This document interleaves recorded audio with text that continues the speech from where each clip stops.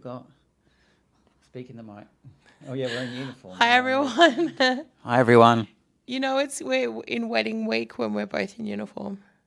Yep. It's our first podcast, I think, where we're both dressed appropriately. Yeah, I guess so. It's been a great week. How great's the weather been? I love this weather. It's just so nice. And the sunsets, and it's just so nice. And it's nice to do stuff and not have to worry about, getting roasted by the sun and not worrying about the cameras overheating or... True. Do you find as a photographer, when you're driving home, just you're not on a job, and like you look at the sky, you think, oh, that'd be an epic sky to shoot, or now would be a great time. Do you? All the time. I do it all the time. I was driving home from getting my lashes done. The sky was beautiful. I'm like, oh, I'd love to take photos right now. It'd be so epic. Well, you know why? Because I did. This is the first for us. I got to do a sunrise wedding last weekend, just past. That's amazing. It was really, really, really beautiful. We're down at Shorncliffe Pier. The only downside is that I finished a wedding at like 10 o'clock the night before. Didn't have a lot of sleep. I was up at 3 to get to Shorncliffe by 4:30. But you still nailed it, didn't you? Oh, yeah. And Ryan nailed it too. So, yeah, because Ryan was on video with me. His drone work was just out of this world. He is talented when not just video, but with his drone work. So good. And old mate groom arrived to the ceremony on a powerboat, like the European wooden powerboats. And so he comes in. So luckily I had quite a long lens on me. Powerboat arrives, and then just as the powerboat pulls up at the dock, I think the engine crapped itself and this big thing of smoke. Whatever, but it was actually really effective for the photos. So that was really fun. And then we just got to do photos up and down the pier. Yeah. I highly recommend sunrise wedding. And I really like that Shorncliffe Pier too. It's pretty. But there is an extra cost involved for the sunrise weddings, just because 9 times out of 10 we're coming off the back of another wedding. So you're really paying us to get out of bed super early and to have minimal sleep. But it's worth it. Talk about pretty photos. It was pretty. Yeah. I can't wait to see them. Oh, well, won't be long. And in some sad news, you had a bit of a loss this week. Yeah, quite sad. So, Jack, old man, passed away, sadly. Yeah, so we were kind of expecting it. Jack is a cat, by the way. I was just going to say, you need to he's tell a photo. People he's a cat. There'll be a photo coming up. Yeah, he's a cat. So, yeah, he had a really good life and, just got old and passed away. Such is life.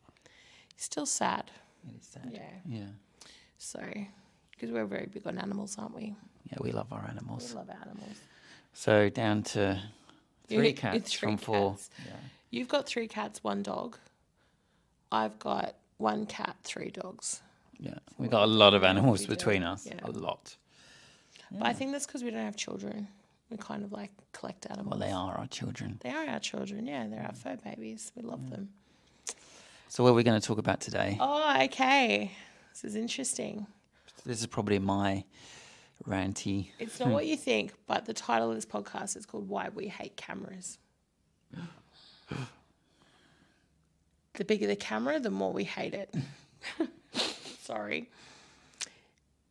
Just how it is. Okay, so how many weddings have you done where old mate, friend or family whips out their old DSLR Canon or whatever they're shooting on at the time and fancies themselves a bit of a wedding photographer and has ruined your shot? Oh, so many times. And often they're walking around with something that's quite old and out of date, so they'd be actually better off shooting off their phone anyway, and they just don't realise it. And I just find it more off-putting than anything because they tend to stand behind you while you're trying to take a family photo, and it just... what it does is puts people's eyes out, so they're supposed to be looking at your camera, but people end up looking over here and here. And then when you get your photos back, the eyes are just going to be everywhere. We call it googly eyes.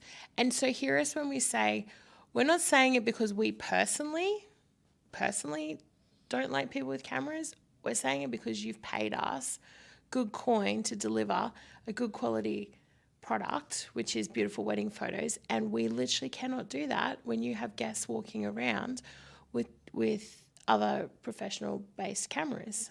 We struggle enough as it is with mobile phones, but we've learned to shoot around them. But if you have a budding photographer or someone who fancies himself a photographer or is a hobby photographer, and they think, wow, this is their time to get some pretty photos, it is going to end up worse for you. It is. We had one wedding where they literally, and I let it slide because you kind of have to pick your battles, and it just wasn't the day to kind of go hard on it. But we had one wedding where they asked the best man, he had I think it was a Sony or something, and he literally followed us around and shot over our shoulder for like all the pretty photos. It was the most off-putting thing and it really, really killed the vibe for us. Like we struggled because like you got to understand the bridal photos, it's a creative process. It's not just taking a photo, it's thinking about it, it's looking for the sun, it's you have this whole, you have to be in the zone to get it. And there's a flow. And those of you that have worked with us know that we get into that zone.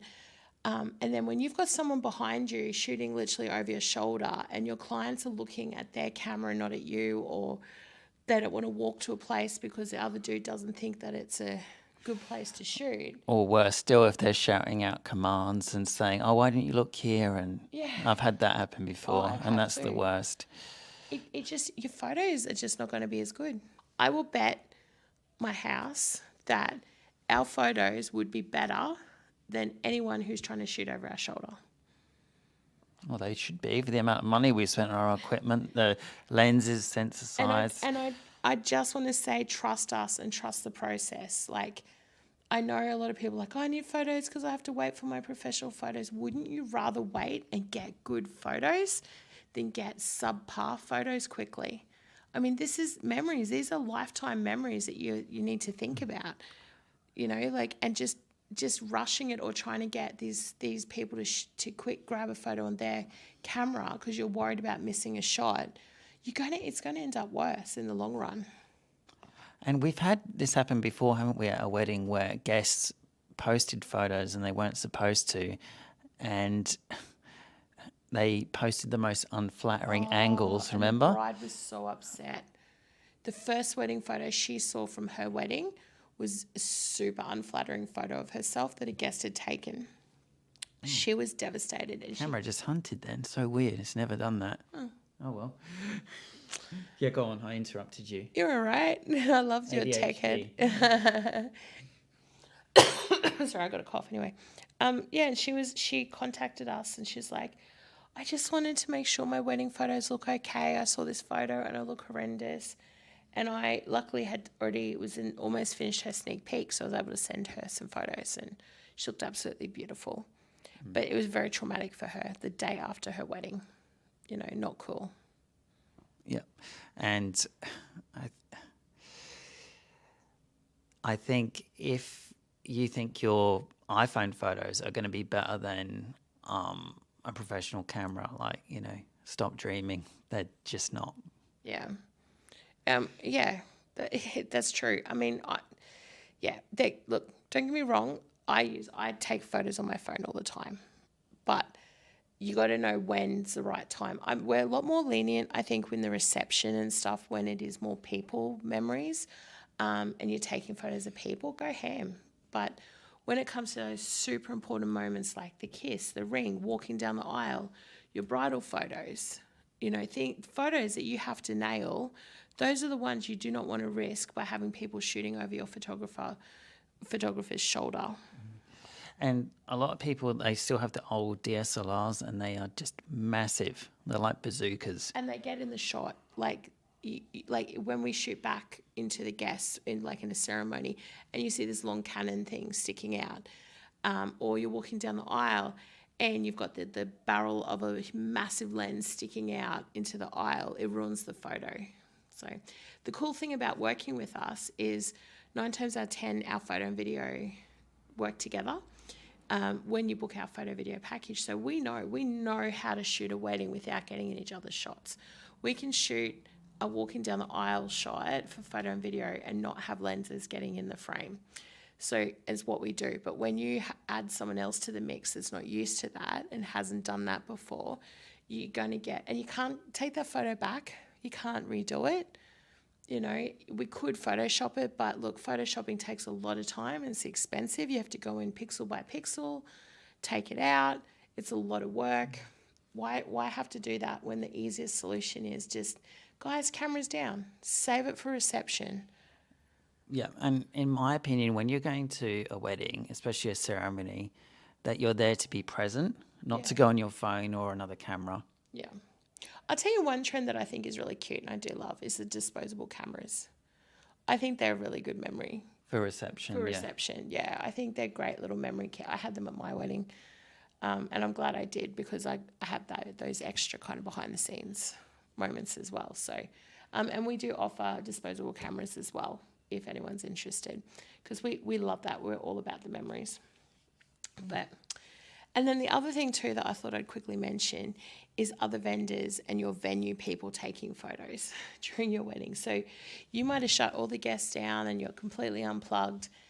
And then you get your photos back and the venue or the wedding coordinator, you see her behind you walking down the aisle with her phone going like that. Oh my goodness. Right behind you in the shot. That has happened so many times. Or they're standing behind you as you're walking down the aisle and they're in every shot. It is like one of our biggest bugbears and we have to be so careful because we don't want to get offside with the venue. And it's happened to me once and I had to go in pretty hard for a client for a shot that I knew would work and the venue didn't think it would work, and I had to really advocate for our client and say, no, I think this is how we do it. This is my job. It's what I do for a living. They disagreed with me. So I kind of had to split the difference and come to a compromise with that. But you pay us for our knowledge of how to deliver those photos for you. So you need to trust us and trust that process, you know. And we've got hundreds of clients, past clients of ours you can talk to that absolutely love their photos and we deliver. Like, you can trust us to get those photos, but there are things that are outside of our control. And one of those things is people with other cameras and people trying to get their own photos for their own benefit that then ruin your photos. Alex has a particular vendor. He always gets, not me as much, that I won't say who it is, but it's a vendor that is part of the reception.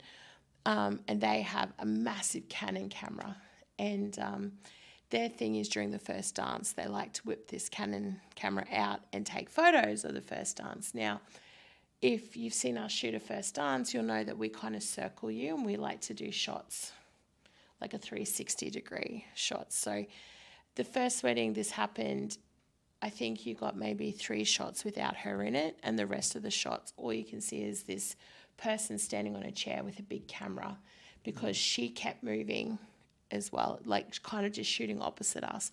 And it was to the point where we had to go to her and say, look, you've got to put that away. I wasn't just happy. I was absolutely fuming that day. You were, because it was, it was hampering our ability to do our job well. And we had to say to her, love, I'm really sorry, but you've got to put that away. It's actually literally in our terms. So if we want to get technical and legal, in our terms, it says we actually have the right to walk away from a wedding if there's another professional camera at that wedding, or DSLR camera, or even a mirrorless camera taking shots while we're taking shots. Yeah, that's how seriously we take it. Yeah, so we literally can pack up and leave. We've never enforced that. We've been tempted to, but it's there. It's in our terms. That's how serious it is for us. And just chatting to your venue and your wedding coordinator too, and just saying, hey, I'd love you to help me time walking down the aisle, but could you please make sure you don't stand behind me? Could you make sure that you check in with the photographer and the videographer to make sure you're out of frame when I'm walking down the aisle? And just have that chat with them in a really nice way. Most venue coordinators are just so cool and they get it. They just don't realise, because they don't see what we see through the camera. So it's all about communication, everyone being on the same page and just having that chat. But as the client, you need to be the one to flag it, because they will be there saying, no, the client wants us to help them with their dress, or the client wants us to do this. So you need to be the one to kind of set those boundaries with that. Yeah. So this is not us just moaning for the sake of moaning. This is because our heart is we want you to have the best possible photos, and with no other cameras at the wedding, that's going to make it so much easier for us. Yeah. Yeah. And it'll allow your guests to enjoy the ceremony, enjoy that moment. And, as I said, go ham at the reception, watch for the first dance and the cake cutting. Let us get our shots first before other people take their photos, because those are also money shots that we can't miss. But other than that, go crazy. But yeah, definitely for your reception, your bridal photos, and even to an extent getting ready, because there's such a small place, and having other cameras in that space while you're shooting is so off-putting, and it's really hard to get the shots you need when you're competing with another person taking photos. Yeah. Great. So in other news, so with these podcasts as well, I thought we'd do some behind the scenes footage, like of some engagement shoots. Sorry, my stomach was rumbling. You're hungry. Yeah, it's just so you guys can see what happens and the ins and outs. That So I sounds think cool. I'm going to film Carolyn in action. Well, I did a really nice engagement shoot up at Daisy Hill on Tuesday, actually. Was it Tuesday? Yes. Yeah. So with Emily and Harry. So they're getting married next year at Austin Villa. And they're going to have their horses. So instead of an arbor, they're going to have their 2 horses at the back of the ceremony. That's pretty cool, hey? It's definitely a first. Yeah, yeah. So I was really excited about that. So that was fun. But yeah, we'll do some behind the scenes. We'd love to see you guys how we work. I really want to introduce you to the other members of the team as well, because we have so many fantastic people with us now, and we want you to know them as well as you know us. It's a bit harder getting them on the podcast because they're a little bit camera shy. No, we'll do those intro videos, won't we, soon? We will send them do out. that. Yep. So we want to do little videos up of each team member, and then like the week before your wedding, we'll send you the video of your team member so you can meet them. It's just like a little video that tells you about them and who they are and things like that. Yeah. Yeah. So it's exciting. And we are launching a winter special. Are we? Yes. So Yeah, I knew that really. we don't often do a lot of specials because our prices are pretty competitive as it is. And but we thought, why not? Because we know things are tough, and we know that, cost of living's going up. And one thing we're committed to is not raising our prices to that point. We want to make your wedding photography and videography affordable, and we want to give you an amazing product. So that's a balance that we trade all the time. So our winter special is, you can say it. I don't know what it is. He does. He's I just can't remember what it is. So for anyone that's booked our platinum package with us, that's our 10-hour photo video combo, we're giving you the option to upgrade to our ultimate package for only $1,200 extra. So.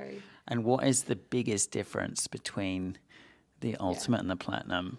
Okay. What's the best part? The ultimate is you get your photos back in 2 weeks, and you get your video back in About 3 3 4 weeks. Yeah. So it's the turnaround time. For me, that's the best part. Plus, in the ultimate package now, you get the dancing on the clouds, you get the cold sparks, you get engagement shoot, 12-hour shoot time, like heaps of value in that ultimate package. And then we've also reduced the price of the ultimate package, haven't we? Yep. So $500 off. We have. So it's now $4,449. So it's currently on sale. On sale. It won't last. It's through winter. And we are booking into 25. So just to let you know. Are we? Oh my goodness. September for 24 is booking very, very fast. So is April, and so is March. So for whatever reason, we have a couple of dates in April that are now fully booked, a couple of dates in September that are now fully booked for next year, and we're booking into 25. So we're honouring prices. If you book for 25, you will get the prices that you get today. So it's a really neat way to be able to lock that in. And we do payment plans with no interest, no credit checks. So you can pay it off as little as $20 a week. We don't care. As long as it's paid 7 days before the wedding. That's all that matters. And we're flexible, and we'll work with you. So because we want to make sure everyone has access to good quality photo and video for their wedding. And special effects. And special effects. Sounds like a good deal. Yeah, well, for $4,500 to get 12 hours photography, 2-week turnaround, plus your dry ice dancing on the clouds and your cold sparks, which you can use for your entrance. You can also do it for your cake cutting and your first dance. So you get about 8 minutes worth of cold sparks in that package. So you can split that up. It's pretty good. Awesome. I'm going to cough, sorry. That's all right. Anyway, I'm off to Fluxton Gardens today. Enjoy. I will. Beautiful day. And I'm going to go for a walk. You And get myself ready for tomorrow. I got an ultimate tomorrow. You do. Carmelina. Carmelina is one of our OG brides. It's going to be fun. Yeah. You're at Sanctuary Cove. Yep. We love Sanctuary Cove and the Sherry. Oh, a bit fancy, but we do like it. It is pretty. And Maria, the venue coordinator at Sanctuary Cove, she's amazing. Yep. She just coordinates everything so well, and she's just low key, low pressure, but so efficient. So yeah, we love that. Awesome. Yeah. You better get going then. I better. I've got my maps on. I always, whenever I'm on a wedding, when I wake up, I put it in maps for where I'm going to go, and I watch the traffic and I watch. It's quite far, 2 hours. Yeah. Yeah. Gosh. All right. Enjoy. I will. We'll see you guys next week. See you later.